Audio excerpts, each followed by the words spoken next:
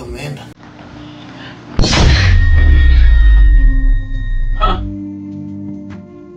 Baby. Mbona mapema? Nini mapema? Jamani, nini? Rafiki yangu amenikataa. Amesema eti hataki tena kuongea na mimi na Ungo ameninyang'anya. Sasa si wangani jamani, mnakataana vipi jamani? Mmekataana wapi? Kuna mtaa mmoja hivi tulikuwa tumefika ndo tumetua. Sijui tumemkuta nini tu ghafla kanifukuza kaninyang'anya na Ungo amesema tena hataki kuwa naongea na mimi.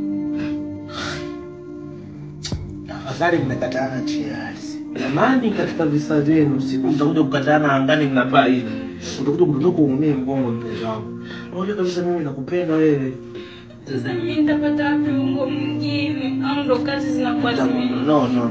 Nisikilize, katika maisha yetu tusikate tamaa. Leo mimi nakusupport mpenzi wako. Sawa?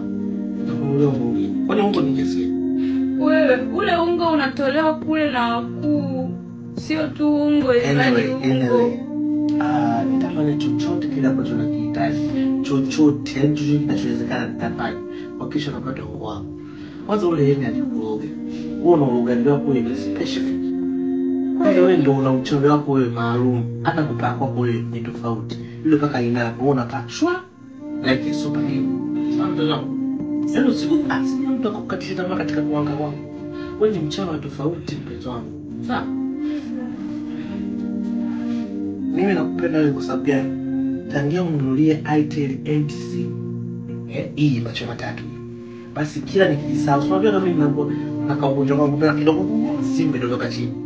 Lakini tangia ununulie 8C ikiondoka chini iko vile vile mpenzi wangu. Sema bado nanicheka, bado nani. Ndio nakupenda na msupport. Sasa kwa asante kwa zawadi ya pili.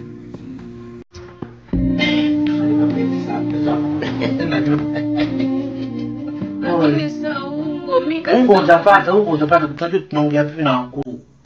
Utanisindikiza? Tawile.